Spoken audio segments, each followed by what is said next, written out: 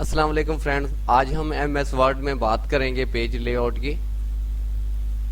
आप यहाँ पे जब जाएंगे पेज लेआउट है और यहाँ पे आप है पहले आप यहाँ पे देखें, ये थीम्स कहते हैं इसको।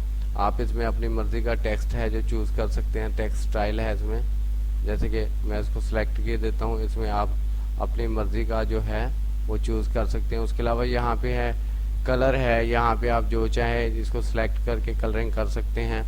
उसके अलावा यहाँ पे टेक्स्ट के स्टाइल हैं, आपको जो स्टाइल पसंद आए वो भी यहाँ पे इस्तेमाल कर सकते हैं। और यहाँ पे मार्जिन है, साइज़ है, वो मैं आपको नेक्स्ट वीडियो में बताने वाला हूँ। Thank you for watching my video. अल्लाह हाफिज़।